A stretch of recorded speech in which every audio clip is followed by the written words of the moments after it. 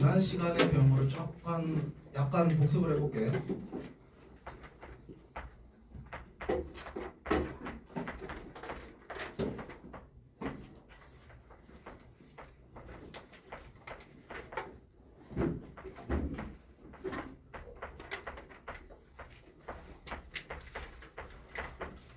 오전 시간은 종류별로 구분을 하면 문제 푸는 입장에서는 이렇게 크게 세 개로 갈라진다. 이런 식으로 내가 얘기를 했어요. 그 다음에 고대, 고려, 가요는 일단 모의고사 볼 때는 그렇게 신경을 안 써도 된다. 이런 말도 했죠. 얘는 내신할 때만 살짝 중시 보면 되고, 혹은 연계교재 볼 때만 살짝 중시 보면 되고, 우리가 주로 구분해야 될 거는 이 연시주라는 놈과 가사놈이다. 이런 식으로 구분했어요. 그 다음에 연시주라는 놈은 사실은 내가 지난 시간에 얘기를 했을지 모르겠지만 시주 중에서도 그냥 간단한 평시조 이런 애들이 있어. 이런 애들은 뭔데? 딱 세 줄짜리. 진짜 딱 세 줄짜리여가지고 별로 볼 게 없어요. 이런 평시조 애들로부터 시작을 해서 이 평시조가 막 몇십 개 붙어있는 게 연시조야. 해서 당연히 제1수, 제2수, 제3수 이런 식으로 나눠진 게 이제 연시조고, 이렇게 할까? 연시조로 간 다음에 그 이후에 사설시조로 넘어가는데, 사설시조는 선생님 뭔데요? 조선, 내가 연시조랑 가사를 나누는 기준이 약간 조선 초기랑 조선 후기 이렇게 나누면 편하다 이런 식으로 얘기를 했어요. 물론 국어적으로 보면 정확한 해석은 아니야 사실. 하지만 너희들한테는 그런 이미지로 받아들이면 돼. 어차피 이게 조선대 몇 년도에 쓰였다, 이게 몇 년도에 쓰였다, 이건 안 물어보거든. 역사 문제도 그렇게 가면 국어 문제가 아니라. 너희들이 어떻게 구분하면 좋냐? 조선 전기 때는 주로 양반층이 문학을 향유했다. 근데 조선 후기로 넘으면 넘어올수록 평민층으로 점차 확대되어 갔다. 사설시조는 평민의 문학적 특징이 아주 강조된 시조예요. 일단 우리 이제 이 연시조, 즉 시조의 대표적인 예들을 볼 때, 내가 얘네들은 조선 전기, 얘네들은 조선 후기 이런 식으로 내가 보냈죠. 조선 전기에서는 당연히 한글이 널리 반포되지는 아직은 못했어요. 그래가지고 거의 다 양반들만이 문학을 향유했고, 당연히 평민들도 글을 써야 되는데 한자를 모르니까 그때 당시에 한글도 제대로 몰랐어. 그래가지고 양반들이 주로 주된 문학들이었고, 당연히 양반들은 자기 머리카락이 잘리는 것이 자기 목이 잘리는 것보다 훨씬 더 중요하다, 훨씬 더 가치가 있다 이렇게 생각한 사람들이라서 자기 목숨보다 체면을 훨씬 더 중요히 생각해. 얘네들은 자기가 추구하는 가치, 솔직히 자기가 잘 살고 못 살고 별로 중요하지 않아. 내 가치가 최고야. 에헴 하면서 형식 무조건 지켜야 돼. 제1수, 제2수, 제3수 혹은 초장, 중장, 종장, 그 다음에 몇, 음보 이런 것들, 문학적 형식에 안 맞는 것들 엄청나게 싫어해요. 그걸로 문학이 완성되지 않는다, 이 연시조의 형식을 지키지 않는다, 그거는 문학도 아니야. 이런 평민 같은 놈 이렇게 추구하는 거야. 그렇게 무시받기 싫으니까 얘들은 무조건 형식을 지켰어.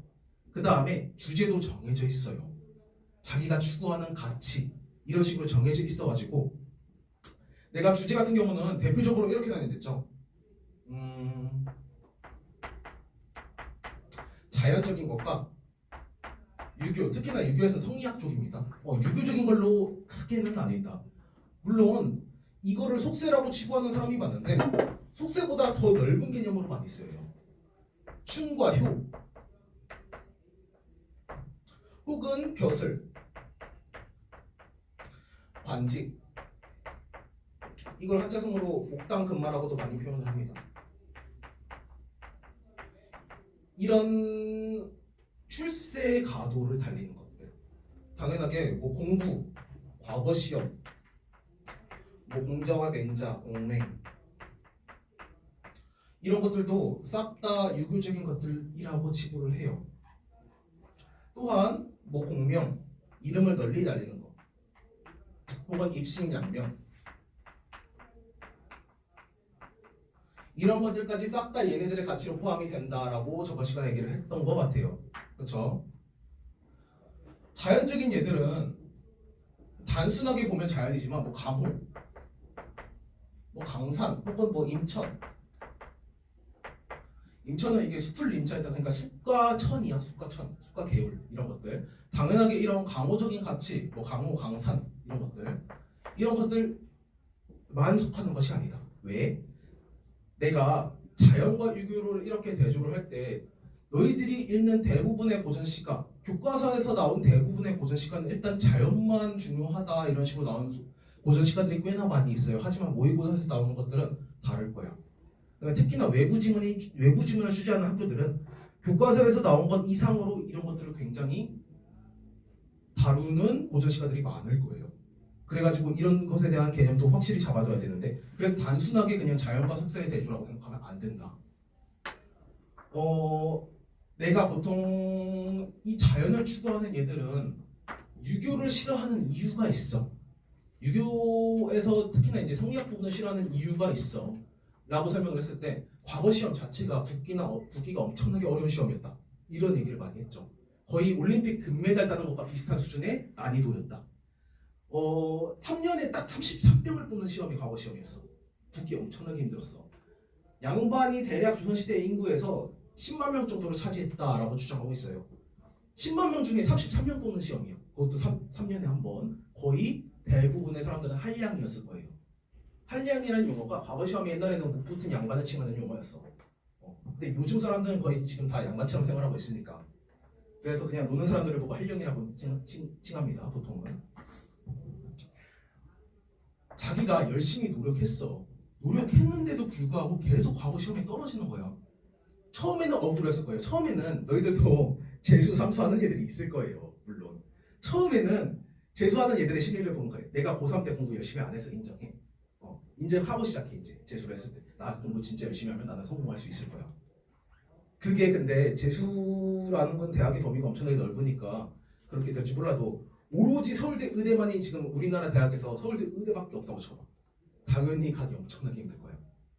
그런 시험이라고 생각하면 돼. 당연히 몇 년을 쏟아붓든 안 될 수도 있어요. 특히나 뭐 사법시험, 옛날에 사법시험이 있었는데 지금 대통령도 구수를 했다죠. 구수. 구수해가지고 이제 사법시험이 붙었다는데 그것보다 훨씬 더 어려웠을 거예요. 사법시험은 적어도 100명씩은 뽑았거든. 그것보다 훨씬 더 어려운 시험이다. 10수, 20수 이런 게 존재했어. 너희들이 지폐에서 보는 퇴계 이황, 그 사람도 당연히 벼슬을 했을 거야. 그쵸? 당연히 과거 시험을 봤을 거야. 그 사람 과거에 언제 붙었냐? 40살 때 붙었어요. 보통 과거 시험을 준비할 때 10대 초반 때부터 준비를 하거든. 얘네들은. 최소 20몇 년간을 그 시험에만 매달린 거야. 솔직하게 말하면 정신병 안 걸릴 수가 없어요. 한 사수, 우수 하더라도 정신병을 호소한 애들이 진짜 많거든. 20수, 거의 30수 이런 사람들인데 이것에 대한 환멸이 났을 거야. 그래가지고 도피적으로 쓴 게 대부분의 이거를 찬양하는 문학들이에요. 그래가지고 내가 너희들한테 약간 감정이입을 시킨 거예요. 얘네들은 단순하게 내가 자연 좋아, 이것보다 얘네들을 욕하려고 내가 자연 좋아 라고 하는 것들이 진짜 많다. 그래서 홍진이라는 말로 이 유교를 찬양하는 얘들을 까내리기 시작해요. 홍진, 속세를 뭔가 얕잡아 보는 말들이 이제 홍진. 이런 것들. 그러면서 내 세상이 최고야. 이런 더러운 세상에 살 바에 나처럼 강호에서 은거하면서 사는 삶이 최고야. 나는 이런 거지. 똥이 무서워서 피하냐? 더러워서 피하지? 이런 마인드 있잖아. 이게 나는 이제 이런 거 더러워서 피하는 거야. 별로 하고 싶지 않아. 라고 자기 합리화하기 시작해. 그러면서 그냥 강호에 은거하는 삶이 편하지. 뭐로 더러운 정치 현실로 나가? 그냥 강호에서 혼자 사는 게 최고의 즐거움인데 이게 최고의 행복인데 이러면서 자기 합리화하는 거. 이 은, 숨을 은자 굉장히 얘네들을 상징하는 단어라고 보면 돼. 자연, 선생님 얘네들은 자연을 추구하는 애들인데 왜 은을 좋아하나요? 당연히 이런 사상이 반영되어 있어서예요. 은거도 있고 그 다음에 내가 이런 말도 했죠. 백구. 백구가 그냥 뜻만 보면 하얀 갈매기예요. 근데 강산, 특히나 바다에서 살고 있는 양반들은 그렇게 많지 않아요. 대부분 다 산이나 밭에서 살았을 거예요. 거기를 보면 별로 갈매기라는 새가 많이 있진 않거든. 그렇다면 사람들이 흰새라고 치면 다 갈매기라고 칭했을까? 그것도 아니에요. 그렇게 조선시대 때 무지하진 않았어. 갈매기랑 다른 뭐 외가리 이런 것들 다 구분할 줄 알았어. 그렇다면 고전시가에서 백구라는 새가 왜 이렇게 많이 등장하냐? 사실 상징적 새이다. 이렇게 말을 많이 했죠. 그래서 얘네들이 좋아하는 것은 사실 백구 라고 했을 때 갈매기 그 자체보다 구가 갈매기를 뜻하는 한자예요. 이 구보다 백을 높이 칭한 거야. 왜 선생님 100 이게 휠 백자거든. 왜 100을 높이 칭해요? 이 진과 대비되는 한자어예요. 이 진은 먼지 진 할 때 그 진이거든. 먼지랑 대비되는 게 새하얀 순수한 티 없이 맑은 마음 할 때 그 티가 먼지를 뜻해요. 먼지와 대비되는 게 이 하얀 것들이다.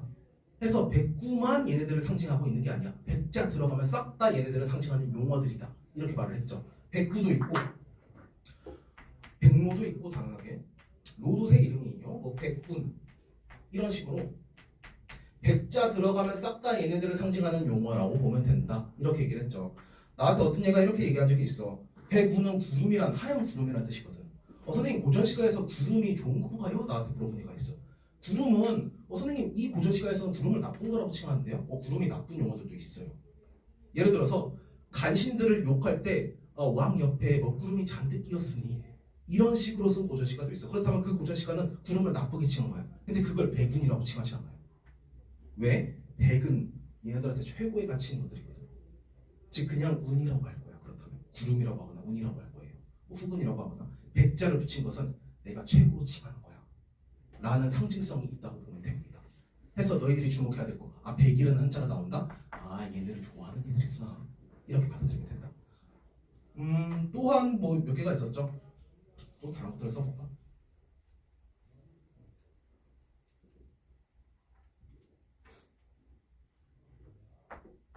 얘네들을 상징하는 한자 성어가 안분지족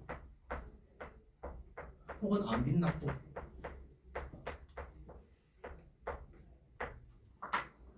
뭐로 그렇게 열심히 노력해? 노력해도 안 되는데. 그러면 내 분수를 알고 만족하면서 살자.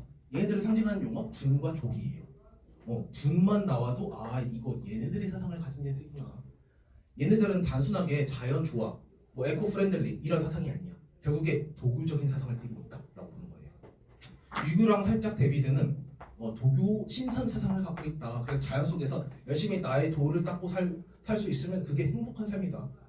얘네들보다 훨씬 더 나은 삶이다 라는 사상이 반영되어 있는 거예요.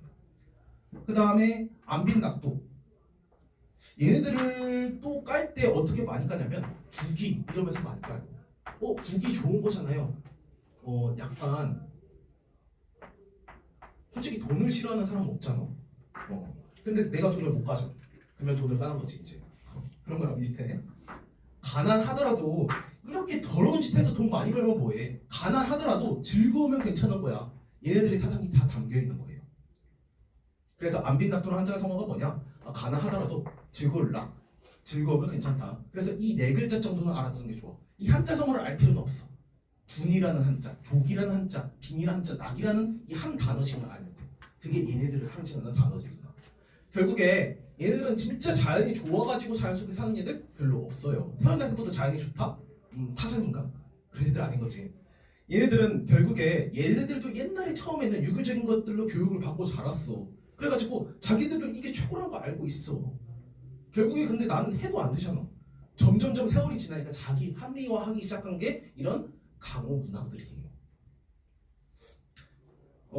내가 저번 시간에도 얘기한 것 같은데 TV에서 TV 프로그램 중에 내가 요즘에 좋아하는 프로그램이 있어요. 자연인. 나는 자연인이다. 그 프로그램 있잖아. 요즘 들어서 나도 재밌어지고 있다. 옛날엔 나도 별로 재미없었거든. 아버지들이 많이 보는 거. 요즘에 재밌어지고 있다. 그 사람들 보면 항상 자기가 처음부터 타전처럼 그런 산골짜기에 살지 않았어. 자기들도 사업 열심히 하고 사업해가지고 막 건물주도 됐어. 혹은 자기도 예쁜 마누라랑 진짜 예쁜 아기들까지 다 있었어. 그런데도 불구하고 지금 보니까 다 이혼해서 없어지고 혹은 사업 망해서 실패하고 그래가지고 나는 그냥 산골짜기 사는 거다. 근데 살다 보니까 기분이 좋네. 그게 편하네. 오히려 그렇게 열심히 노력하면서 살 때보다 여기가 마음은 훨씬 편해. 마음이 편한 게 최고의 삶이지 않은가라고 주장하고 있는 거예요. 그 나는 자연인이다에 나오시는 분들이랑 똑같은 사상을 지닌 분들이라 생각하면 됩니다. 근데 나도 살다 보니까 이쪽이 맞는 것 같긴 해요. 이쪽이 맞는 것 같긴 해. 그래서 얘네들은 결국에 사상적 대립이라고 생각하고 단순하게 자연뿐만 아니라 이런 것들까지 싹 다 얘네들의 사상이다 라고 내가 칠했죠. 그래서 연시조를 볼 때 이 동그라미와 이 세모의 대조를 활용하면 굉장히 편한 부분이 많다. 예를 들어서 용어를 다 외우지 않아도 돼. 얘는 세모적인 느낌이네. 혹은 앞에 동그라미가 있어. 근데 뒤에 말은 뭔 말인지 모르겠어. 근데 약간 나쁜 말인 것 같네? 싹 다 세모 치면 돼요.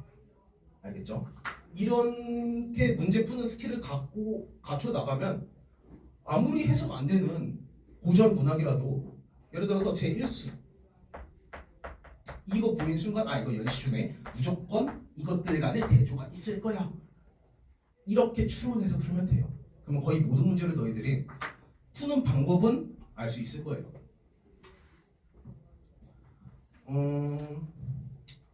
우리 지난번 시간에 문제를 한거 18공만 풀었나? 아니면 유언 12공까지 풀었나? 한거 18공은 확실히 풀었을 거예요.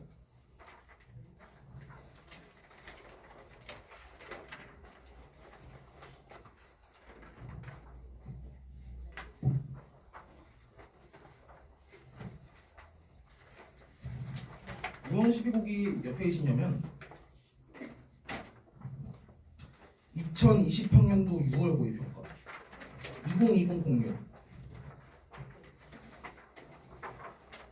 이거 풀었나요? 이거 안 풀었죠? 이거를 지금 한번 풀어보는데 가지문이 있고 나지문이 있어요. 근데 내가 이것도 약간 팁을 하나 줄게. 나지문에 있는 것은 수필이야. 너희들이 수필도 약간은 어려워하거든. 근데 수필이 어떤 거냐면 원래는 수필은 내가 한번 물어볼게. 시랑 가까운 것 같아? 소설이랑 가까운 것 같아? 소설이라고 생각하기 쉬워요 사실.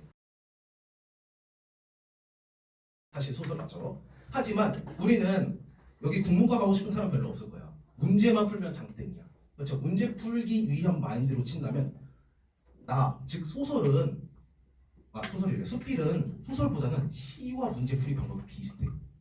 왜요? 소설은 주로 내가 이따 가사를 설명할 때 얘기해 줄 거지만 인과 과정을 통해서 문제를 만들어. 얘가 왜 그랬고 얘가 왜 그랬는지. 근데 시는 보통 이게 부정적 시어인지 긍정적 시어인지 하면서 이런 대조의 방법을 이용해서 다음 중 성격이 다른 시어 중 하나는 이런 식으로 문제가 나오거든. 수필은 시랑 같이 는 이유가 있어요. 연시조랑 특히 같이 는 이유가 있어. 왜? 무조건 대조가 나와 있어. 내가 이것도 문학적 개념으로 살짝은 설명해 줄게. 그 옆에다가 살짝 적어보면 될 텐데 아이러니라는 개념이 있어요. 이거는 그냥 문학적 상식으로 약간 설명해 줄게요. 왜 소설은 이렇게 내고 왜 시는 이렇게 내는지. 아이러니란 문학의 개념어가 있는데 이게 뭐냐? 어휘적 아이러니가 하나 있고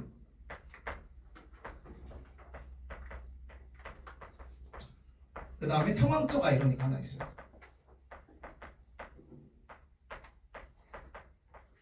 아니 선생님 저 아이러니라는 말 처음 듣는데요. 내가 너희들이 알기 쉬운 말로 설명해 줄게요. 어휘적 아이러니라는 말은 뭐냐?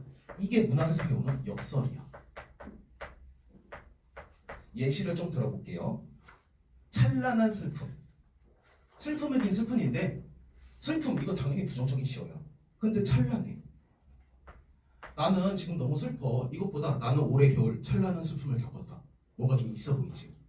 이게 역설의 효과야. 즉 단순하게 단어의 조합만으로써 얘의 의미를 극대화시키는 거야. 뭔가 아까 그냥 슬프다. 왜 오늘 슬프지? 이것보다 나는 오늘 찬란한 슬픔을 겪었다. 뭔가 약간 신박한 또라이 같거든. 이런 느낌이야. 즉 세무의 의미를 극대화시킬 수 있어. 즉 어휘적 아이러니라는 건 뭐냐? 반대되는 어휘 두 개를 섞어가지고 얘의 의미를 극대화시키고 싶은 게 어휘적 아이러니야. 그게 너희들이 배우는 역설이에요. 예를 들어서 뭐 또 작은 거인. 작은 거인이라고 말을 치면 작은 거인은 작은을 강조하고 싶은 것 같아? 거인을 강조하고 싶은 것 같아? 당연히 거인을 강조하고 싶은 거예요. 우리 아버지는 작은 거인이셨다. 물론 키는 작으셨지만 아주 훌륭하신 분이었다. 그쵸? 우리 아버지는 작지만 힘센 사람이었다. 이것보다 우리 아버지는 작은 거인이셨다. 뭔가 있어 보이지. 이게 문학의 효과라고 보면 된다. 그게 어휘적 아이러니의 효과야. 그러면 선생님 상황적 아이러니는 뭔데요? 내가 예도 한번 들어볼게요. 어떤 정치인이 한 말이 있어요. 한 분이 계셔요. 이 사람을 보고 내가 훌륭하신 분이네. 이렇게 내가 말을 했어. 그렇다면 너희들은 진짜 훌륭한 사람인가? 라고 할지도 몰라. 근데 이 사람이 뉴스에서 막 대서특필이 나오는 거야. 이 사람이 막 뇌물도 먹었고 비리를 엄청나게 많이 저질렀어. 횡령도 엄청 많이 했어. 누가 봐도 추악한 정치인이야. 그 사람이 지나가는데 내가 이 사람 훌륭하신 분이네 라고 하는 것은 진짜 훌륭하다는 의미일까? 전혀 아닐 거예요. 그치? 이미 모든 사람들이 이걸 다 알고 있는 입장에서는 얘는 동그라미라고 말을 함으로써 오히려 세모를 부각시키고 싶은 게 상황적 아이러니야. 이게 너희들이 문학에서 배우는 반어예요. 이제 역설과 반어의 차이가 뭔지 알겠지? 결국에 상황적 아이러니는 이 상황이 된 게 뭐냐면 이 상황을 전부 다 알고 있어야 돼. 그쵸? 이 상황을 알지 못하면 진짜 훌륭하다는 건지 아닌지 알 수가 없어. 시에서 만들기 쉽지 않습니다. 물론 반어를 활용한 시들도 많아. 하지만 상황적 아이러니는 보통 시보다는 소설에서 많이 활용해. 왜? 얘는 기승전결의 스토리를 다 알고 있어야 되거든. 시는 오히려, 소설은 오히려 이거 딱 한마디 뚝 던지는 것보다 이 상황을 통해서 극적 반전을 꾀하는 게 훨씬 더 효과가 좋아요. 왜? 소설은 길잖아. 엄청나게 긴 소설에서 이거 딱 뚝 한마디 던지는 것만으로 독자의 기억에 확 남진 않거든. 오히려 상황을 전부 다 설명하면서 극적 반전을 꾀하는 게 훨씬 더 소설이랑 알맞는 서술 방식입니다. 그러면 얘는 시는 짧잖아. 시 해봤자 한 장도 안 돼. 당연히 이 상황 다 설명하기 쉽지 않을 거야. 그래가지고 시는 역설이 진짜 많이 나오는 거야. 왜? 효율성이 좋거든. 딱 단어 2개 합친 것만으로도 독자에게 깊은 인상감을 주네. 그래가지고 역설은 시에서 많이 활용하는 방식이고 이 반어는 소설에서 많이 활용하는 방식이다 라고 너희들이 생각만 하고 있으면 돼요. 물론 이게 절대적인 건 아닙니다. 나는 반어를 활용한 시들도 진짜 많이 보긴 했어요. 물론 반어를 활용한 시는 뭔가 이해도가 좋아야 돼. 당연히 그 짧은 상황 속에 그 반어라는 상황 자체를 설명하기 쉽지 않을 거니까. 아무튼 내가 왜 갑자기 이 얘기를 꺼냈냐, 소설과 시가 다루고 있는 포인트가 완벽히 다르다고 해요. 시는 딱 봐도 동그라미와 세모 이것만으로 계속 활용을 하네. 대주적으로 문제를 만들 가능성이 아주 높아. 즉 문제 푸는 차원에서만 접근을 하면 얘들은 동그라미와 세모 틀린 그림 찾기를 하는 게 시의 문제를 푸는 거예요. 그렇다면 소설에서 문제를 푸는 거는 뭐냐, 이 상황에서 기승전결의 스토리를 보면서 이게 왜 그랬는지 인과를 찾는 게 소설의 푸는 방식이라고 생각하면 돼요. 그렇다면 이 수필을 설명할 때 내가 왜 이걸 설명하냐, 왜 수필 해봤자 1페이지도 안 되거든. 아주 그냥 보통은 2-3페이지 혹은 1페이지 반 이 정도밖에 안 돼요. 그 사이에 동그라미와 세모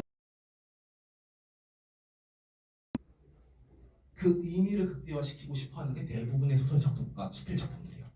즉 왜 수필이 항상 연시조나 시랑 같이 나오는 이유를 알겠죠? 왜? 시에서도 무조건 동그라미와 세모가 있을 거예요. 수필에서도 무조건 있어. 같이 엮어서 문제 내기 좋다 이거야. 그렇다면 나도 너희들이 읽으면서 동그라미와 세모를 한번 쳐보세요. 가는 당연히 치면 되고, 가에서 조금 힌트를 주자면 이거 우리 저번 시간에 한 거긴 해. 잘 안 읽히는 것들, 이거 뭔지 모르겠는 것들 대국법으로 풀면 돼요. 위에 문장은 동그라미냐? 그럼 아래 문장은 세모일 가능성이 아주 높을 거야. 이런 식으로 풀면 돼. 이거 가랑 나랑 32부터 35까지 풀어봐봐.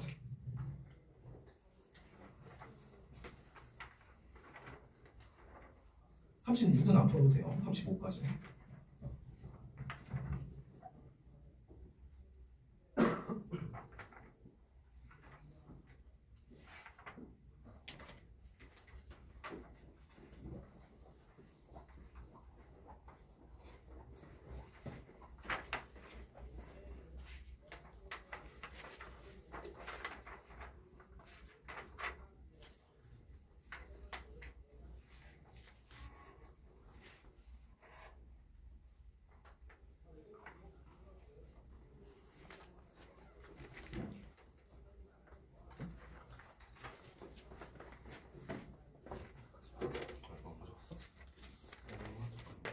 그 프린트 해달라고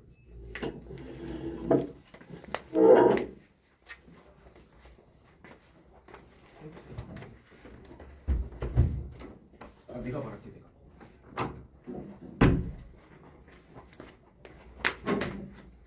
이거 또 안 가져온 사람 있나요? 없죠? 2개만 프린트 해달라고.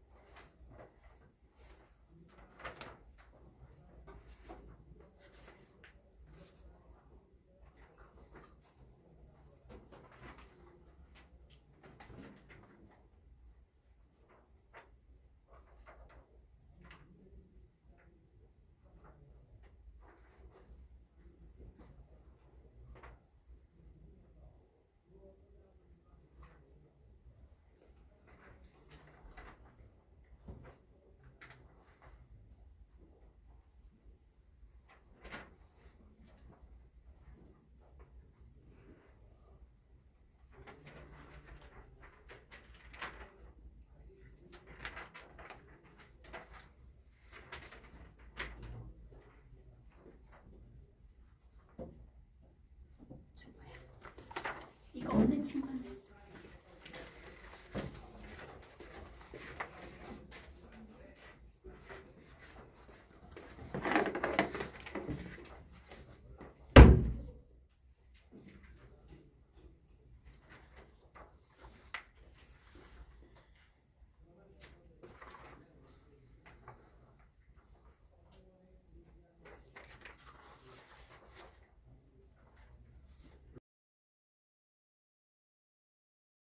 4번 뒤에 있으니까 한번 해설해볼게. 일단 지금 풀어야 되는 아이들을 같이 해석되면서 내가 되니까.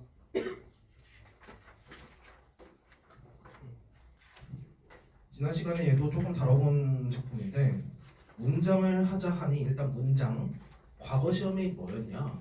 과거 시험이 뭐였냐면 과거 시험 뭐 어려운 시험인가요? 사실 논어 뭐 공자, 맹자가 했던 말들 싹 다 저런 것들 달달달달 외우는 게 과거 시험이긴 했어. 그래서 막 암기력 좋은 사람들이 과거 시험 잘 봤나요? 라고 보면 또 그건 아니었어. 왜? 지금 조선의 정책 상황을 뭐 논어 몇 장 몇 줄에 썼던 말을 인용해서 한번 해결책을 마련해 보시오. 이런 것들이 과거 시험이었던 거야. 결국에 글짓기 시험이었어요. 이미 약간 이런 거지. 지금으로 뭐 조선시대 때 논어 유교 경전이라고 치면 지금 사람들 입장에서는 성경이랑 비슷하다라고 생각하면 돼요.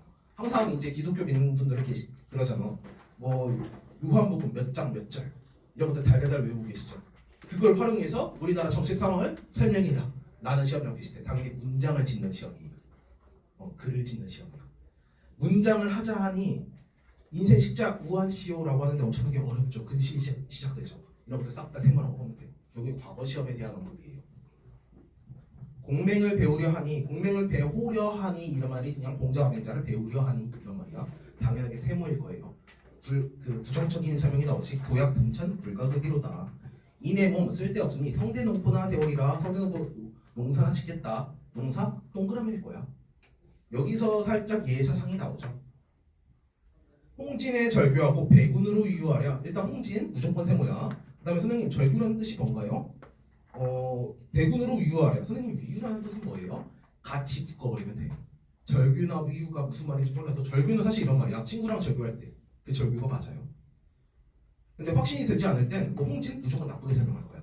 그렇다면 절규도 아마 세모다. 이렇게 너희들이 받아들이면 돼. 배군이랑 같이 묶은 건 위유잖아. 위유의 정확한 뜻이 보면 우가 벗 우자예요. 그 다음에 위가 할 위자야. 벗을 삼는다. 대충은 이 말이지만 너희들이 한자를 모르잖아요. 그러면 동그라미는 당연히 동그라미랑 묶이겠지. 이렇게 생각을 하면 돼. 여기에 네모칸이 쳐져 있는 건 얘가 동그라미인지 세모인지 묻고 싶어가지고 네모칸이 쳐져 있을 거야. 당연하게 그렇게 설계를 해놓은 문제고, 너희들이 한자를 모르니까 그냥 동그라미는 동그라미, 세모는 세모 이렇게 묶어도 아무런 지장이 없다. 녹수청산에 실험 없이 될 거 아니. 녹수청산 당연히 자연적인 거 동그라미. 이 중에 무한지락을 헌사할까 두려해라. 무한지락 락자 있으니까 동그라미라고 보면 돼. 헌사할 거 선생님 이거 두렵다고 하는데요. 헌사하다가 너무 멋있을까 너무 야단스러울까 이런 말이야. 감탄사예요. 너무 멋있을까봐 두렵다. 당연히 좋은 말이겠죠. 그 밑에 제 6장을 한번 보면 인간의 벗이 있단 말과 나는 알기 스리어라. 스리어다가 슬프다라는 말이에요. 그거 꼭 골라도 우리의 벗 없단 말과 나는 알기 즐거워라. 딱 즐거워라 이런 말이지. 좋은 말이겠지. 그렇다면 우리의 벗은 동그라미, 인간의 벗은 세모라고 보면 돼. 인간의 벗도 살짝 인간 세상 이런 느낌이 들지. 그래가지고 세모라고 친 아이들도 있을 거예요. 아무튼 인간의 벗 세모, 우리의 벗 동그라미. 싫거나 즐겁거나 내 분인가 하노라. 분. 예사상 살짝 드러나죠. 동그라미인가 하노라. 유정코 무심할, 여기 이 파트가 가장 어렵거든. 유정코 무심할산 아마도 풍진붕어. 무심코 유정할산 아마도 강호구로. 이거 해석이 선생님 아예 안 돼도 아예 안 돼요. 해석이 아예 안 돼도 돼요. 왜? 풍진붕어 모르겠어요. 근데 강호구로 누가 봐도 동그라미야. 강호구로는. 그치. 그렇다면 앞에 묶인 말도 동그라미일 거예요. 위에 묶인 풍진붕어라는 건 뭐냐? 풍진할 때 이 진이 내가 백자 들어간 용어들은 백구, 백운, 백로 얘네들 싹 다 백 들어간 말들은 자연을 상징하는 용어였죠. 그 다음에 진자 들어간 용어는 싹 다 세모를 상징하는 용어입니다. 이게 진이 뭔지 진짜예요. 그러면 풍진 얘도 사실은 뜻을 따져보면 바람 먼지야. 미세먼지 기억 말이겠죠. 얘도 세모지만 굳이 이거 뜻 몰라도 돼. 왜? 얘는 항상 대꾸체로 동그라미랑 세모를 비교시키죠. 그렇다면 아랫놈이 세모니까 위에 놈은 아랫놈이 동그라미니까 위에 놈은 세모일 거야. 이렇게 추론해서 풀면 돼요. 물론 그렇게 해서 틀릴 수도 있겠지. 하지만 이게 1, 2, 3, 4, 5 오지선다라고 부르는 객관식 시험이기에 무조건 네가 틀리게 해석했다면 겹치는 그 오답이 나올 거예요. 그렇다면 이거 내가 잘못 해석했구나 이렇게 돌아가면 돼요. 이게 현실적인 문제풀이 방안이에요. 이제야 잠깐 신비를 깨달은가 하노라.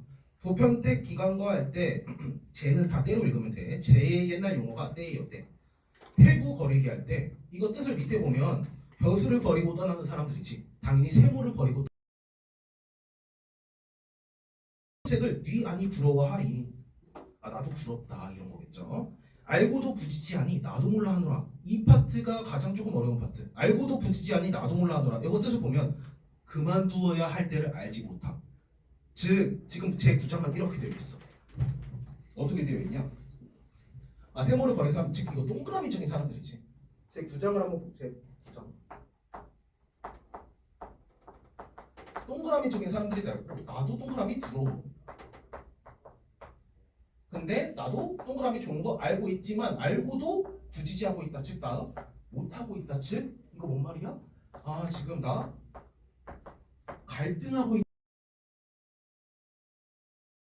것은 알고도 나 못하고 있어. 동그라미 못하고 있어. 나도 모르겠다 이런 말이야.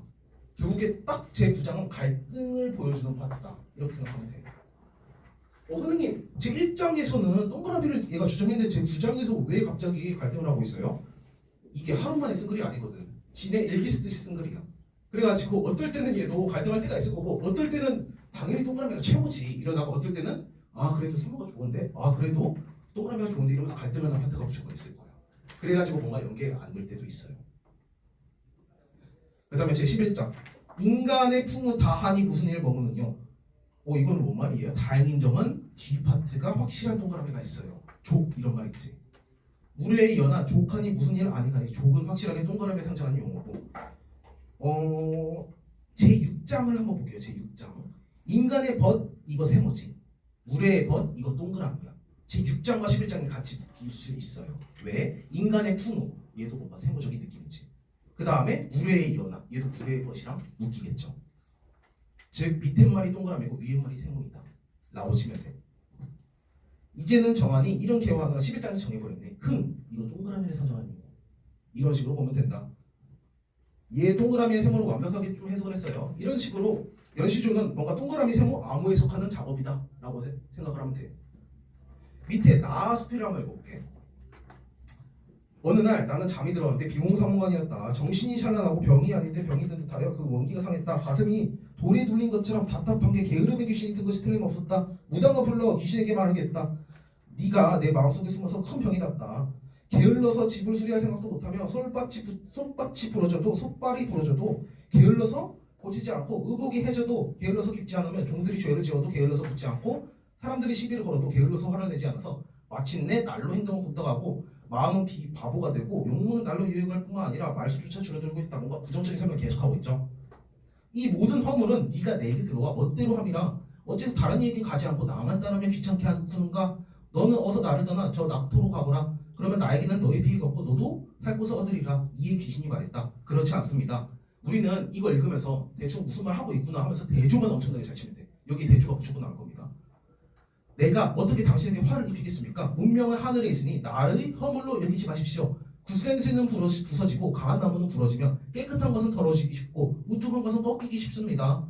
굳은 돌은 고요함으로 이지러지지 않고 높은 산은 고요함으로 영원한 것입니다. 선생님 이거 뭔 말이에요? 일단 쭉 읽어볼게요. 움직이는 것은 쉽게 요절하고 고요한 것은 장수합니다. 움직이는 것은 쉽게 요절하고 뭔가 부정적인 설명 같죠? 움직이는 것을 딱 한번 세모로 쳐볼게요. 뭐가 들어가 있는 거지? 고요한 것을 동그라미로 쳐볼게. 상처럼 오래 살 것입니다. 경우에 따라서는 세상의 근면은 화근이 세상의 근면 세모일 거지. 당신의 게으름은 복의 근원이 될 수 있죠. 게으름이 동그라미겠죠. 근면은 열심히 사는 거잖아. 근데 열심히 사는 거 오히려 마이너스다. 오히려 게으른 게 플러스다 라고 설명하고 있는 지문이에요. 쭉 읽어볼게. 세상 사람들은 세력을 줬다 걱정 걱정 없이 제정신 잘 보존하니 당신에게 어느 것이 흉하고 어느 것이 길한 것이 있습니까? 흉한 거 세모, 길한 거 동그라미겠죠. 당신이 이제부터 유지를 버리고 무지를 이루면 유지 세모, 무지 동그라미. 이게 일반, 근데 우리가 읽으면서 이거 일반 상식이랑 살짝 어긋나 있어요. 유지라는 게 유식한 거거든. 무지라는 거 무식한 거예요. 그렇다면 선생님 무식한 거 안 좋은 거 아니에요? 얘는 그걸 동그라미로 해놓은 거야. 애초에 게으름을 동그라미로 해놓은 지문이에요. 약간 상식이랑 반대로 써놓은 지문이구나 라는 느낌이 딱 들지. 유의를 버리고 무의에 이르면 유의는 세모, 무의는 동그라미. 유정을 버리고 무정을 지키면 얘도 세모 동그라미겠죠. 유생을 버리고 무생을 즐기면 그 돈은 죽지 않고 하늘로 함께 올라 아득하여 태초의 하나가 될 것입니다. 이거 아주 좋은 설명이겠죠. 동그라미적 설명이겠죠.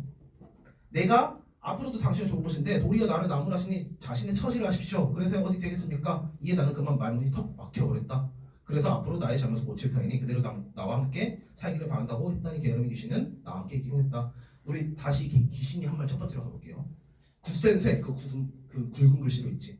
굳센쇠는 부서지고 강한 나무는 부러지며. 일단 굳센쇠 우리 상식으로는 좋은 말이에요. 근데 여기서 부러진다는 설명이 있어요. 아, 얘는 상식과 뒤바뀐 지문이구나 라고 인식된 순간 굳센쇠는 여기서 세모인 거예요. 알겠죠? 강한 나무도 여기서 세모일 거예요. 깨끗한 것, 일반적으로 깨끗한 건 좋은 거 맞아. 근데 이 지문은 더러워지기 쉽고 이 말이 있죠. 깨끗한 것, 이거 세모 맞아요. 우뚝한 것은 꺾이기 쉽고 우뚝한 거 세모일 거야. 굳은 돌은 동그라미일 거예요. 굳은 돌은 고요함으로 이지러지지 않고 높은 산 동그라미일 거야. 선생님 굳은 돌이랑 굳은 새랑 뭔 차이예요? 나도 모르겠어요. 근데 얘가 그냥 그렇게 써온 거야. 알겠죠? 아무튼 얘가 동그라미 세모를 설정해 놓은 바로 굳은 새는 세모고 굳은 돌은 동그라미다. 이 쓴 사람 마음이겠지. 아무튼. 그래서 우리가 이 글을 읽으면서 동그라미 세모를 완벽히 체크했다. 문제를 한번 볼게요. 32번 가와 나의 공통점. 1번 대조적 소재를 통해 삶에 대한 것을 인식을 들어 대조 있으면 무조건 맞아. 근데 연시조나 수필에서 대조를 안 쓸 리가 없어. 얘는 1번 체크하고 보지도 않아도 될 거예요. 시에서 대조가 없는 시는 예찬시라던가 절망시밖에 없어요. 뭔가를 예찬하는 거 혹은 계속 부정적인 것만 나오는 거. 당연히 모든 시들이 긍정적 시와 부정적 시를 연달아 남발하거든. 즉 대조가 있을 수밖에 없어. 1번 치고 그냥 넘어가도 됩니다. 더군다나 연시조는 무조건 거의 대부분 대조가 담겨져 있지. 33번 보기를 참고하여 가를 이해한 내용을 적절치 않은 것은 유언 12곡에서는 강호에서의 삶을 추구한 노래지만 화자는 강호의 몸은 뒤에도 강호와 속수 사이의 갈등을 반복한다. 이는 쉽지 않음을 보여주는 것이다. 그뿐 아니라 화자가 갈등을 반복하면서도 항상 강호로 선택하는 모습은 결국 자기의 결정이 가치 있는 것임을 드러내기 위한 것을 이해할 수 있다. 1번 제1장의 초장에는 화자가 강호를 선택하는 동기가 드러난다. 그쵸? 세모가 어려움. 그게 들어가죠. 제3장의 중장에는 강호를 선택한 삶의 모습이 긍정적으로 드러난다. 제3장의 중장이 녹수청산이죠. 중장이 두 번째 줄이야. 긍정적으로 드러나겠죠. 맞고 3번 제6장의 종장에는 제6장의 맨 마지막 줄이죠. 얘는 슬프거나 즐겁거나 내 분수인간으로라 이런 말. 화자 자신이 분수에 맞는 선택을 했음이 드러나. 얘는 당연한 말이죠. 심지어 가치 판단조차 하지 않았어. 3번은. 4번 제9장의 중장에는 속수의 미련을 갖게 하는 가치를 언급함으로써 화자의 갈등이 드러난다. 일단 제9장의 중장을 한번 볼게요. 제9장의 중장을 한번 보면 호연 행색을 네 아니 불어하래. 호연 행색 이거 동그라미적 가치인 거지. 일단 이거 답은 4번이에요. 왜 4번이냐? 선생님 이거 지금 갈등하는 파트 맞다며요. 일단 갈등하는 파트는 제9장의 종장이었으면 맞았을지도 몰라. 중장까지는 동그라미 좋은 거 누가 몰라. 근데 나는 지금 동그라미를 하지 못하고 있어. 라고 하면서 제9장의 종장에서 갈등하는 파트가 나오는 거고, 더군다나 이게 확실히 또 틀린 이유는 뭐냐면 속세의 미련을 갖게 하는 가치. 속세 이거 세모지. 세모의 미련을 갖게 하는 가치. 세모가 최고다 이런 말이 있었을 거야. 근데 얘는 오히려 자연의 미련을 갖게 하는 가치를 언급한 거지. 이랬어야 맞았어요. 얘는 완벽히 틀린 말이다 라고 생각하면 돼요. 5번도 제9장의 종장에는 갈등하는 거, 종장에 갈등하는 거 맞고 11장의 종장에는 자신의 선택에 만족하는 거. 11장에서 이제는 정한다 이런 말이 있었죠. 많은 설명이고 34번을 한번 볼게요. 절규와 위유를 중심으로 가를 감상하는 내용을 적절치 않은 것은 1번 화자가 절규 이거 세모지. 인간의 것 이거 세모일 거야. 이거 확실하죠. 2번 화자는 붕우를 절규하고자 하는 대상으로 붕우, 풍진 붕우 이거 세모로 쳐져 있는 거지. 확실하고 3번 화자는 배군 이거 동그라미지. 위유 이거 동그라미야. 무한지락 동그라미야. 틀린 그림이 없어요. 그쵸? 4번 볼게. 화자가 동그라미 위유하고자 하는 구로 이거 동그라미. 물의 연하조 물의 이거 동그라미였죠. 동그라미 하고자 하는 동그라미는 동그라미 있다고 볼 수 있다. 이거 당연한 말이지. 5번을 한번 볼게요. 화자가 물의 벗 이거 동그라미지. 위유하고자 하는 이유는 위유 이거 동그라미지. 뒤에 거 유전코 무심히 볼게요. 이거 어딨지? 유전코 무심히. 제8장 유전코 무심이 첫 번째 줄에 있습니다. 이거 풍진붕어랑 묶여져 있지. 즉 유전코 무심이 이거 세모인 거야. 그치? 무심코 유정이 동그라미인 거고. 그렇다면 5번을 보면 동그라미와 동그라미 하고자 하는 이유는 세모하기 때문이라고 볼 수 있다. 틀린 그림 찾기로 완벽한 설명이 되는 5번인 거죠. 그러니까 이게 완벽하게 해석이 안 돼도 동그라미와 세모만 잘 찾으면 돼. 왜? 어차피 문제는 무조건 이렇게 나올 거야.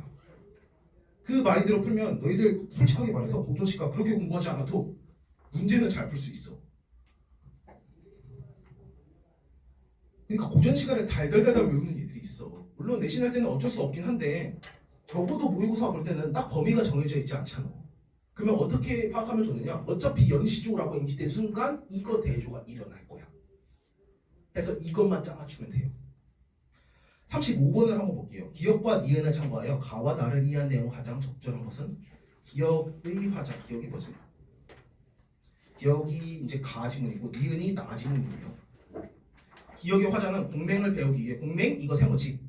태평성대 성대 동포 이거 동그라미지. 세모를 하기 위해 동그라미를 알게 되었다. 무조건 틀린 선지죠. 우리는 동그라미가 동그라미, 세모가 세모 이것만 찾으면 돼. 2번 선지. 니은의 나는 태초야 하나가 되게 하는 상대방의 제안을 수용하며 태초의 하나 이거 동그라미지. 긍정적인 가치예요. 구센세 이거 뭐야? 세모예요. 이 지문에서는 세모라고 구센세를 쳐놨어.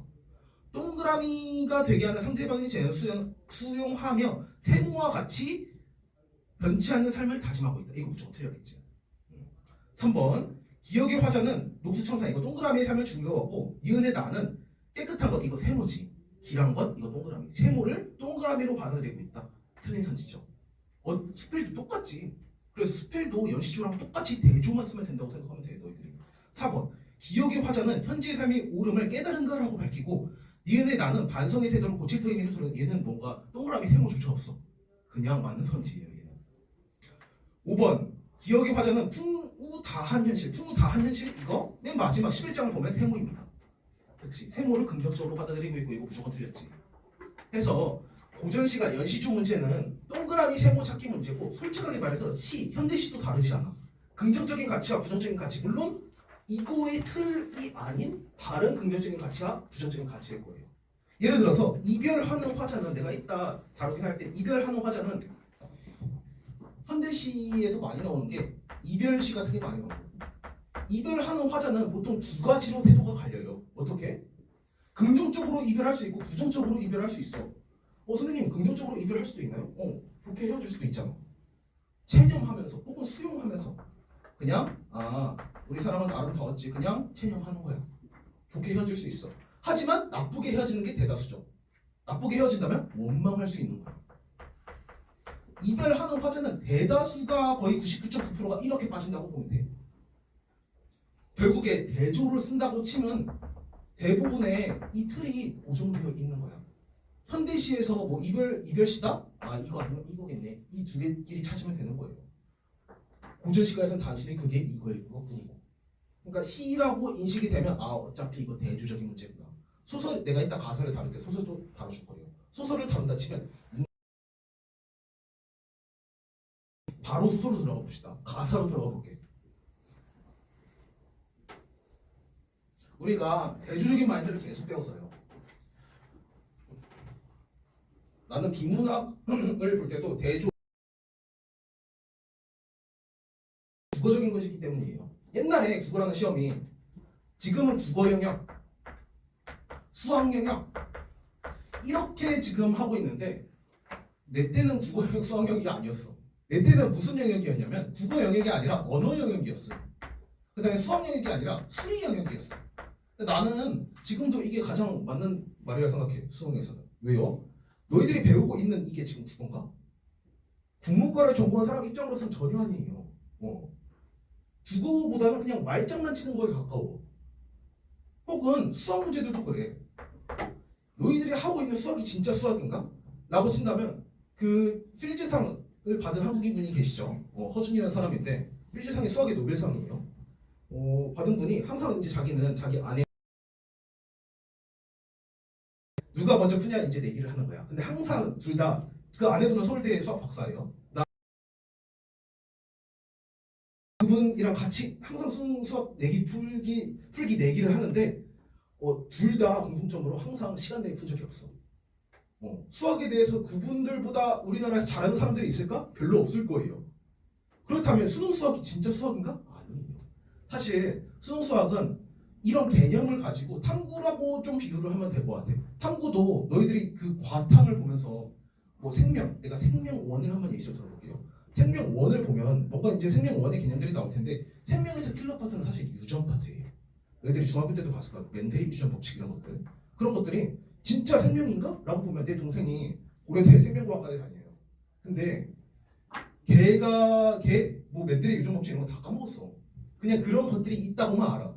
너희들이 하는 거 보면 다 가계도 계산이야. 막 이런 것들 엄청나게 막 하고 있어. 얘가 막 이런 것들 하고 있잖아. 이게 생명인가? 아니에요. 그냥 이거 단순하게 생명적 개념을 이용한 그 트릭 풀기야. 내 생각에는. 결국에 너희들이 공부하고 있는 건 뭐냐? 트릭 풀기라고 생각하면 돼. 그래서 나는 국어라는 말 자체보다 그냥 언어예요. 얘는 결국에 언어적 트릭을 쓴 거다. 언어적 트릭이 뭔데? 비슷한 말 같이 보는 거. 그래가지고 말을 살짝 바꾸면 그게 언어적 트릭이지. 혹은 수학도 똑같아. 그냥 수리적 트릭을 푸는 거야. 과학도 그냥 과학적 트릭을 푸는 거는 거지. 그 개념만 이용할 뿐 다 트릭을 푸는 거라고. 즉 나는 게임이랑 다를 바 없다라고 생각이 들어요. 그러니까 너희들이 지금 고1의 입장에서 보면 배울 개념이 너무 많아. 그건 어쩔 수 없어. 근데 막상 개념을 다 배우고 보면 나중에는 너희들이 고3 돼서 느낄 거 뭐냐면 그냥 계속 문풀 연습이구나. 계속 그냥 트릭 푸는 연습만 하고 있구나라고 생각을 하면 돼. 그래가지고 그냥 문제 푸는 관점에서 일단 접근을 해보면 굉장히 편할 거예요. 뭔가 내가 새로운 개념을 받아들이는 게 아니라 그 개념을 이용해서 그 스킬을 이용해서 문제를 푸는 연습을 계속하는 거다. 이게 너희들이 3년 동안 하는 공부예요. 물론 그거조차 어렵긴 해. 그 개념조차 어렵긴 해요. 일단은 그렇다면 우리가 대조라는 것을 계속 배우는 이유는 뭐냐면 이게 언어 스킬에서 언어적 문제에서 가장 강조하는 언어적 트릭이기 때문이에요. 대조가. 그렇다면 이 대조와 맞먹을 만큼 또 하나의 거대한 산맥은 뭐냐? 인과예요. 인과라는 놈은 뭔데? 대조라는 놈은 단순히 보면 얘와 얘가 반대되는 속성을 가지고 있다 라는 건데 인과라는 건 뭔데? 이거 다음에 일로 간다. 이거 다음에 일로 간다. 이게 단순하게 보면 인과야. 단순하게 선후 관계죠. 근데 이게 소설에서 나오면 어떻게 짜증나게 보냐? 너희들 액자식 소설 이런 거 들어봤을 거예요. 혹은 오뮤록 소설, 고전 소설에서 이거 인과 선후 관계 짜증나게 볼 수 있겠지. 왜? 과거 썰을 얘기하거든. 그치? 이거 인과를 어떻게 이용해서 소설로 문제가 나오는지 알겠죠? 너희들이 왜 액자식 소설 있다고 배운지 알겠지? 당연하게 시간적 순서를 볼 수 있고 또한 공간적 순서를 볼 수 있어요. 시공간이 같이 연관된다면 짜증나겠죠. 시간 순서는 건드리지 않아. 근데 얘가 여기로 가서 일로 가는데 시간 순서는 맞게 해놓고 공간을 다르게끔 짜맞추는 거야. 이런 것들. 즉 너희들이 시를 볼 때는 당연히 기억, 니은, 디귿, 리을 이런 것들이 있어가지고 다음 중 성격이 다른 시어 중 하나는 당연히 동그라미, 세모, 동그라미가 있다면 디귿이 답이겠지. 이런 식으로 푸는 게 시에서 대조 푸는 방법이고 소설에서는 시간 선후, 공간적인 선후 이런 것들 또한 가장 중요한 점이 있어요. 감정이에요. 시에서도 그렇고 소설에도 그렇지만 너희들은 감정이 나오는 파트 무조건 중요시 봐야 돼. 슬프다, 외롭다, 화난다 이런 것들. 더군다나 그냥 단순한 슬프다, 괴롭다 이것보다 소설에서 가장 중요한 것은 뭐냐면 놀란다예요. 사실. 왜 놀란다예요? 놀란다? 감정의 변화가 있다고 해요. 그 이유를 물어볼 가능성이 아주 높아. 왜요? 인과는 그 이유를 물어보고자 하는 학문이거든. 즉, 얘가 지금 슬퍼. 즉 마이너스한 감정이야. 그렇다면 왜 마이너스한데? 이게 기억 때문이야? 혹은 니은 때문이야? 라고 물어볼 문제들이 보통 우리가 푸는 가사나 소설에서 나오는 인과적인 문제다라고 생각하면 돼. 그러니까 문제 푸는 방법이 아예 다르죠. 대조적인 문제에서는 이렇게 보통 문제를 물어보지 않아. 근데 인과적인 문제에서만 이걸 보통 물어보고 시에서는 이런 거를 만들기 쉽지 않아요. 그래서 보통 어떻게 나오느냐, 길고 스토리가 있는 가사적인 문제 혹은 소설 문제에서 많이 활용하는 게 이런 인과적인 파트입니다. 당연하면 또 비문학도 다 연결이 되는데 비문학에서 이 대조로 많이 활용하는 것은 인문지문이에요. 철학지문, 인문 철학지문이고 이쪽을 많이 이용하는 것은 과기술지문이에요. 기술지문 보면 항상 순서대로 진행되죠. 그래서 국어는 어차피 언어적 스킬을 익히는 거구나. 즉 국어 과목, 언어 과목 특성이 뭐냐? 이거 익히는 거야. 뭔가 이제 너희들 공부하는 방향을 어떻게 잡아야 되는지 알겠지? 달달달달 외우는 것은 나는 요즘 방식에는 안 맞는다고 봐. 요즘 내신도 달달달달 외우는 것보다 거의 수능형 문제를 위주로 내는 편이고. 그러면 이제 인과라는 놈이 무슨 놈인지 알았으니 가사에서 어떻게 활용되는지 좀 알아볼 텐데, 가사는 보통 유배가사 혹은 규방가사 이런 것들이 대표적인 예시가 있습니다. 이게 가장 대표적인 예시고 당연히 다른 것도 많아. 정부를 비판한다든지. 이거 평민들이 주로 많이 썼다고 했지. 규방가사, 이거 규방이 뭐냐면 안방이에요. 아녀자들이 보통 썼던 문학들이요. 그래서 보통 남편 욕하거나 시어머니 욕하거나 지금이랑 똑같아. 즉 지금이랑 정서가 거의 비슷해요. 그냥 짜증나는 것들 막 나열해. 우리 남편은 바람피네, 죽이고 싶어, 이런 것들도 나와요 진짜. 혹은 유배가사, 얘도 좀 특별한데 조금 간신들한테 밉보여가지고 자기가 유배가 된 거예요. 그래서 임금님한테 이제 사랑을 구원하는 이런 유배가사도 굉장히 많아요. 단순하게 보면 유배가사는 또 두 가지 종류도 아니에요. 어떻게? 임금님한테 나 잘못했어요, 제발 나 좀 풀어주세요, 이런 것들. 보통은 자기 화자 자신을 여성으로 지니, 그 다음에 임금님한테 사랑을 고백하는 것들. 혹은 약간 지금 보면 좀 이상하죠. 50대 아저씨가 자기 자신을 여자로 칭하면서 임금님한테 사랑을 구하는 거야. 내가 봤을 때 징그러워요. 이런 것들이 있고, 아무튼 두 번째가 뭐냐면 그냥 진짜로 유배 갔을 때 이렇게 끔찍한 것도 있네 이러면서 자기 현실을 비판적으로 바라보는 작품들. 대표적인 작품들이 만무가 이런 것들이 있어. 아무튼 얘가 왜 이렇게 마이너스라고 생각하는지 그 이유를 물어볼 가능성이 아주 높다. 혹은 아까 내가 말 안 했지만 대표적인 게 관동별곡 이런 것들도 이제 너희들이 나중에 배울 텐데, 얘는 단순하게 유람하는 노래야.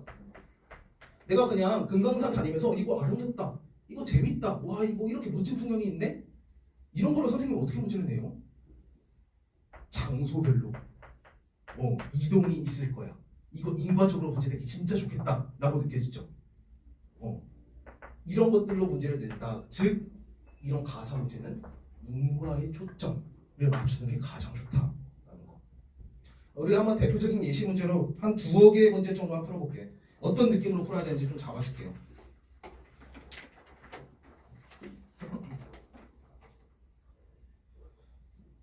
(2018) 9월 모의평가 2018 공부. 얘가 가사 성격이 가장 소설이랑 비슷한 얘라고 보면 돼요. 이거 보면 가랑 나랑 같이 묶였지. 근데 문제를, 작품을 같이 묶은 이유는 뭐야? 성격이 비슷하기 때문이에요. 가를 보면 이거 춘향전이지, 소설이야. 그 다음에 나를 봐봐. 이거 춘향 이별 가야. 이거 가사예요. 가사는 소설과 성격이 비슷하구나 라는 걸 극단적으로 보여주는 거야. 그 다음에 가지문은 춘향전에 그냥 춘향전 다 아는 내용이지. 대충 예시를 들자면 당연히 춘향이랑 이몽룡이랑 만나서 사랑을 나눠. 근데 이제 이몽룡이 과거 시험 보러 올라간 사이에 춘향이가 나쁜 변사들은 너한테 잡혀가지고 수청을 들으라 이런 말이 있죠. 근데 춘향이가 계속 거부하지. 그러면서 죽을 유기에 처했는데 나중에 과거 시험에 붙은 몽룡이가 암행어사 출두야 나오면서 변사들을 참교육시켜주는 그런 게 이제 춘향전인데, 너희들이 아는 파트는 아니에요. 이 파트가. 이게 가장 대표적인 춘향전의 내용이고, 이 지금 가 내용은 무슨 내용이냐? 내가 일단 내용을 먼저 말해줄게. 너희들 빨리빨리 부실게. 춘향이랑 몽룡이가 만났는데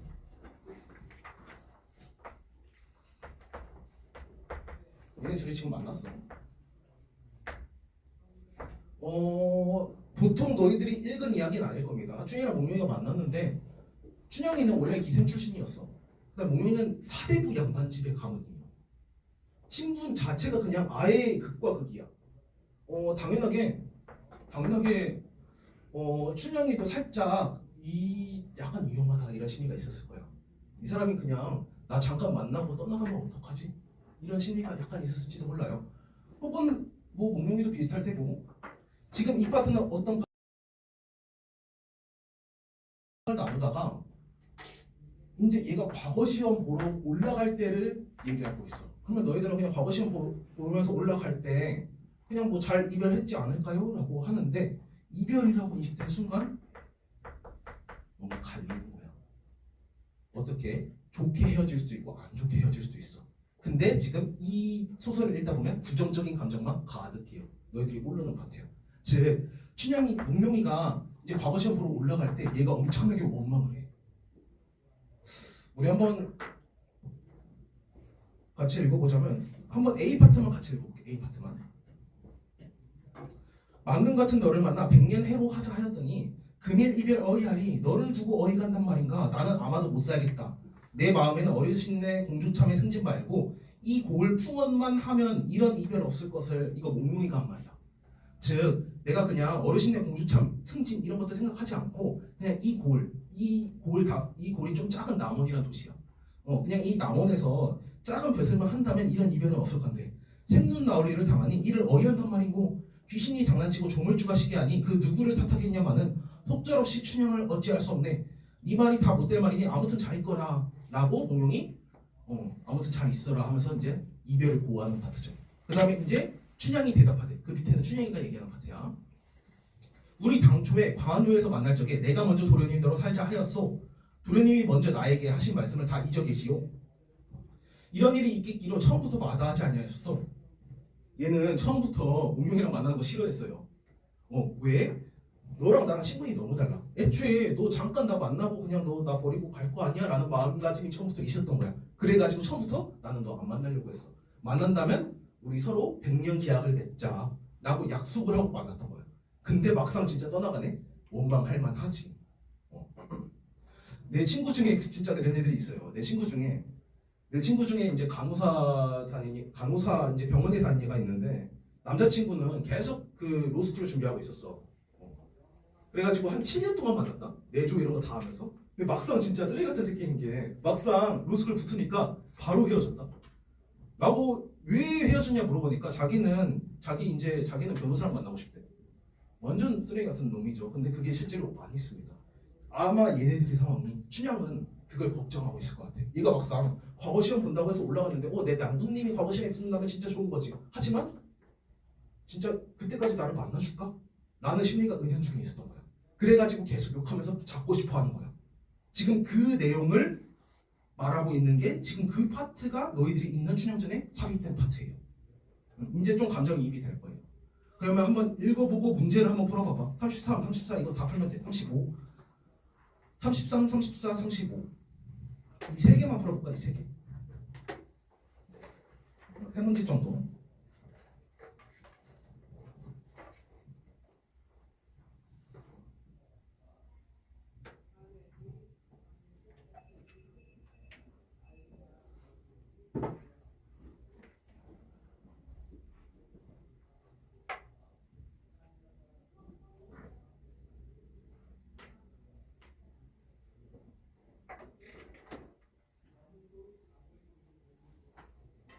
여기 보면 기역, 니은, 디귿, 리을, 미음이 있을 거예요.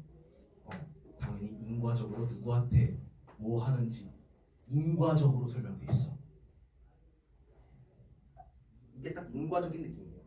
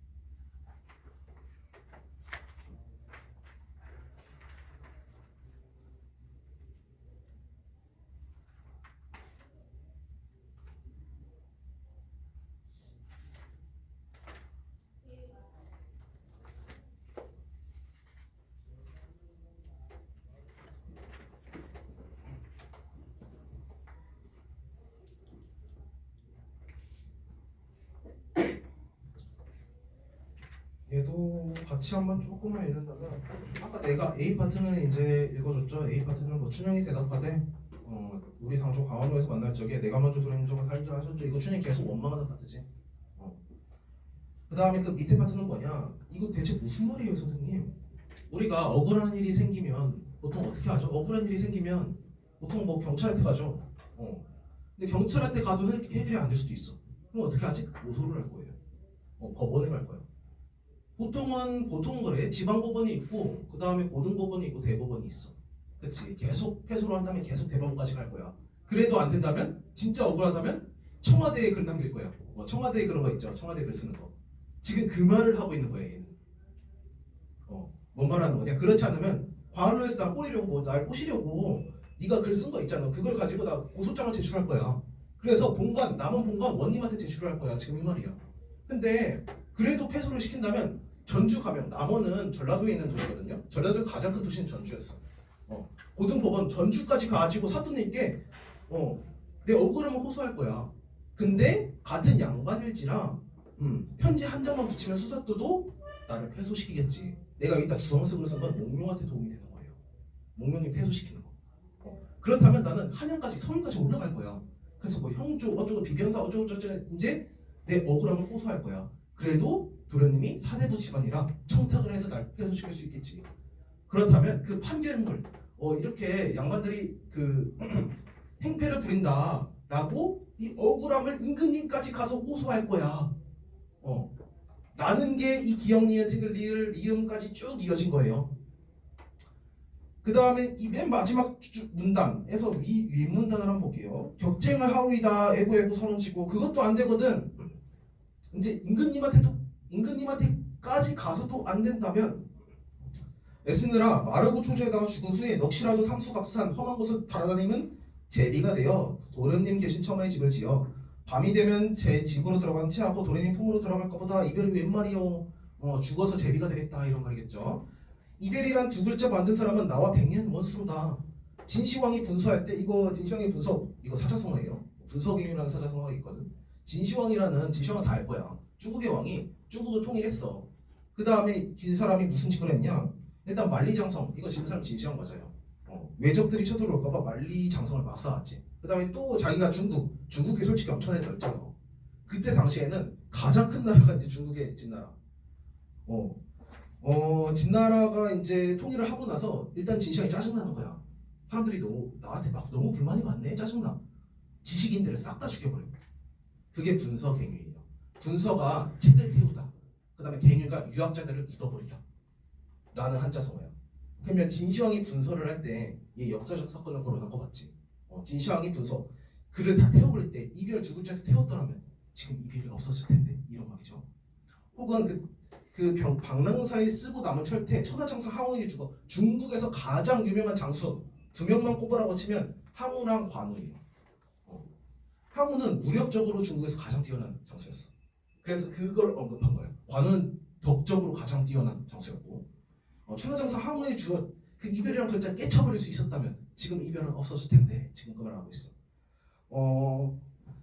옥황전의 소설라 억울함을 호소하여 벼락에 담당하는 상자가 되어 내려와 이별 두 글자를 깨치고 싶네. 여기까지가 이제 이 소설의 내용이고 뒤에 그 춘향 이별가 얘도 가사예요. 얘를 한번 보자면 이별이라네 이도령 춘향이가 이별이로다. 춘향이가 도련님 앞에 바짝 달려들어 눈물 짓고 하는 말이 도련님 들으시오 나를 두고 못 가리다. 나를 두고 가시겠으면 홍로아의 모진 불에 사르겠으면 사르고 가시오. 나 불에다가 태워 죽이고 가라. 나도 절대 못 보내겠다 이런 말이죠. 잡을 데 없으시면 삼단같이 좋은 머리를 휘휘 칭칭 감아서라도 날 데리고 가시오. 살려두고는 못 가시리다. 나 그냥 죽이고 가라. 날 두고 가겠으면 검에다가 목을 베고 가라. 계속 이 말하고 있죠. 혹은 저기 영천수 맑은 물에다가 나 물에다가 빠뜨려 죽이고 가라. 나 살려서는 절대로도 못 보내겠다. 이런 말이죠. 일이 한참 힐난하다 할 수 없이 도련님이 떠나실 때 방전은 분부하여 낙이 인장 고이지으니 도련님이 낙이 등에 올라 앉으실 때 춘향이가 기가 막혀 미칠 듯이 날뛰다가 우르르 달려들어 낙이 꼬리를 부여잡으니 낙이 네 발로 동동 굴러 춘향 가슴을 찰 때 안 하는 생각 절로나. 이건 약간 해학적인 파트지. 그때 이별 별자 내인 사람 나와 한백년 원수로다 깨치리로다 깨치리 이것도 똑같이 인용을 했죠. 방면사 중 쓰고 남은 철퇴로 항우에게 주어서 이별 두 글자 깨치리로다. 할 수 없이 도련님이 떠나실 때 향단이 준비했던 주안을 갖춰놓고 주안상이 안주상이에요.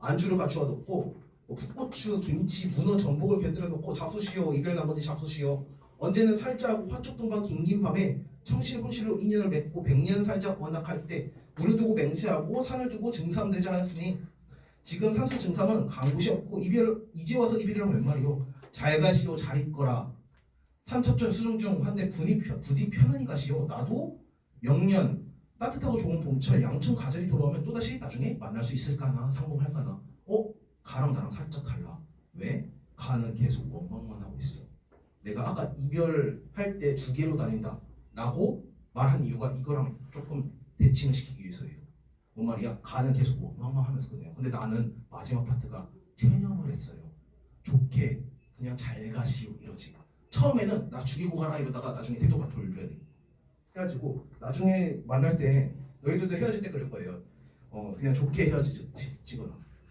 물론 내가 잘못하긴 했어 하지만 그냥 좋게 헤어지자 이런 식으로 마지막까지 이제 이별 선물 이런 거 주고 하지만 죽을 때까지 원망하는 사람들이 있겠죠 그렇게 갈리는 거야 이 가랑 나랑 살짝 이별에 대한 태도가 갈린 거예요 물론 뭐 33번 한번 볼게 가에 대한 이해로 가장 적절한 것은 1번 도련님은 이별의 상황이 자신의 입장에서 불가피하고 그러지 나 과거 붙어야 돼 일단 불가피한 것임을 드러내고 있다 2번 춘향은 도련님을 처음 만날 때부터 이별의 상황을 우려했음을 말하고 있다 이것도 내가 아까 말해준 파트죠 처음 만날 때부터 내가 너 싫어했잖아 이런 말이 있었고 3번 춘향은 도련님 곁에 머물고 싶은 마음을 자연물에 의탁하여 드러내고 있다 자연물에 의탁하여 드러내고 있다 이것도 많은 사람이 제비였잖아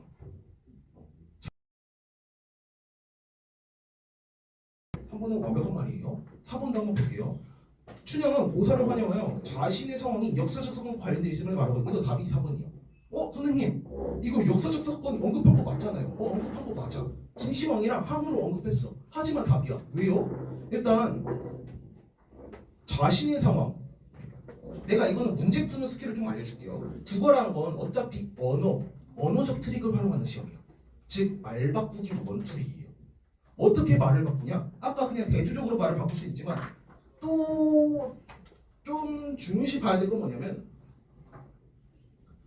내가 이 33번 문제는 별표를 치고 4번에다 별표를 치고 이걸 한번 적고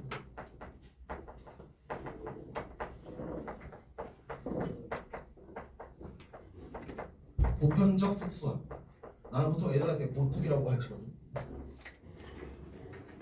왜 보편적 특수한 선생님 이게 뭔가 할게요 글에 나오는 특수한 용어가 있어 그치 글에 나오는 딱 글에 적혀진 지문에 적혀진 용어가 있어 근데 그걸 그대로 쓰지 않아 그거랑 비슷한 다른 말로 바꿔놔요 그 다음에 보편적인 어휘로 바꿔놓는 거지 예를 들어서 글에서는 선주라고 나오는데 선지에서는 국왕이라고 나온다든지 선조가 국왕에 속하는 거죠 혹은 이 문제를 한번 볼게 자연물을 글에서는 제비라고 나오죠 글의 특정한 자연물은 제비가 딱 나와 근데 그것보다 훨씬 더 보편적인 용어인 자연물이라는 용어로 바꿔버려 그러면 살짝 너희들이 애매하다고 느낄 수 있어요 4번을 답으로 선택하지 못한 얘들은 그래 역사적 사건과 관련된 거 맞잖아요 맞아 역사적 사건, 고사성을 언급한 거 맞아 근데 그런데도 불구하고 4번이 왜 틀렸냐 자신의 상황 여기다 네모칸을 잡아 자신의 상황 이게 딱 보특을 이용한 스타일이에요 앞으로 너희들 이제 국어 많은 문제들을 풀 텐데 국어에서 문제 만드는 스킬을 알고 있으면 조금 더 쉽게 풀 수 있어요 이거 공식이라고 생각하면 돼 편지를 어렵게 만드는 공식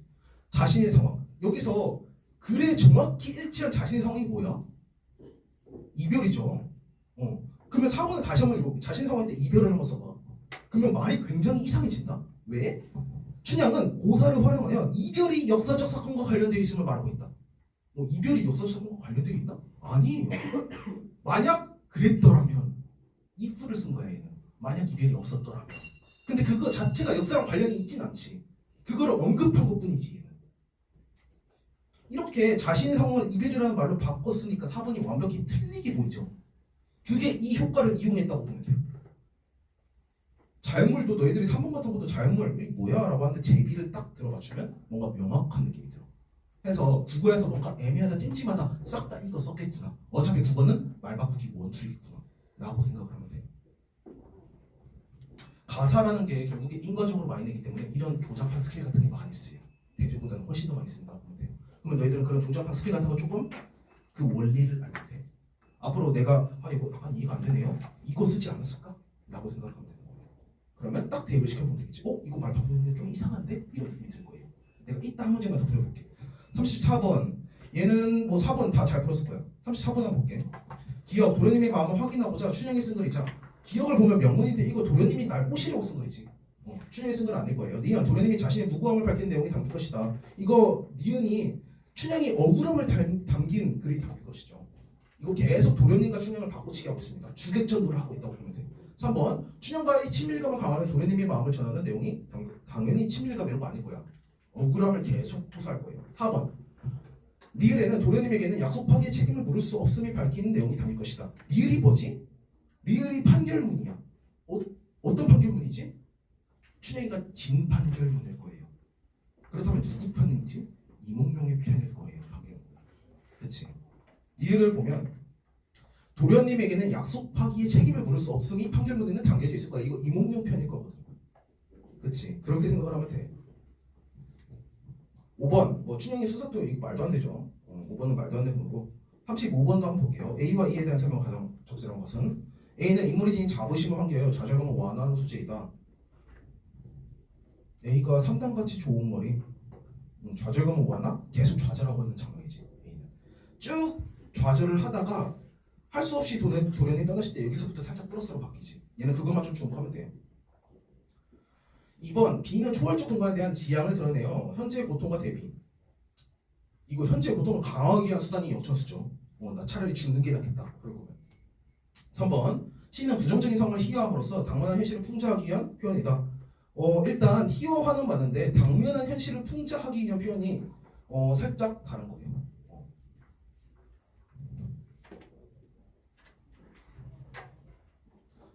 4번을 보면 4번 D를 한번 보면 상수 증상은 간 곳이 없고 기대가 어긋나 버린 사정을 부각하여 비애감을 심화하는 표현이다. 그렇긴 해. 상수 증감은 지금 간 데가 없어. 비애감을 심화하는 거 맞고 기대가 어긋나 버린 사정까지는 맞아요. 그래서 35번의 답은 4번이라고 보면 되고 풍자라는 게 뭐냐면 희화랑 풍자는 살짝 다른 개념이거든. 희화는 그냥 단순하게 개그맨 그걸 희극인이라 그러죠. 그냥 코미디라고 생각하면 되고 그러니까 웃긴 파트로 설명하면 다 희화예요. 근데 풍자는 살짝 달라요. 부정적인 게 있어야 돼. 정치인을 풍자한다. 그렇다면 블랙 코미디가 될 수 있겠지. 즉 풍자는 희화에 속한 개념이라고 보면 돼요. 그렇다면 풍자가 어떤 식으로 설명을 주냐면 풍자는 무조건 부정적인 대상이 있어야 돼. 근데 지금 춘향이를 웃기게 말하고 있지. 얘는 C파트는 낙이 네 발로 굴러. 만약에 이몽룡이 웃긴 파트가 있었다면 이건 풍자가 될 수도 있어. 이몽룡이란 나쁜 놈을 웃기게 표현하니까. 근데 얘는 춘향이 억울한 춘향이를 지금 웃기게 표현하고 있어. 그래가지고 얘는 단순한 희화일 뿐이지 춘향이를 비판할 수는 없거든. 그래서 3번은 틀린 산지다 라고 생각을 하면 돼. 조금 더 너희들이 좀 표정이 나 3번 했는데 이거 왜 틀리지? 이런 표정이 있어가지고 내가 좀 자세히 설명한 거예요. 사실 한 문제 더 풀리고 싶은데 시간이 빨리 가고 싶어 할 수도 있으니까 좀 안타깝긴 한데 한 문제 더 풀고 싶긴 한데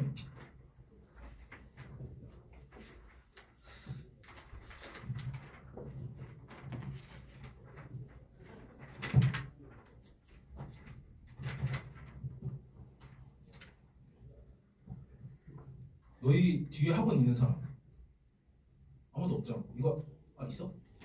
그러면 집에 갑시다. 저 아이가 달렸네요.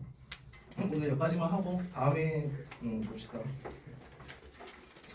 아무튼 오늘 좀 가져갈 것은 연시주는 무조건 대조로 보면 되겠다.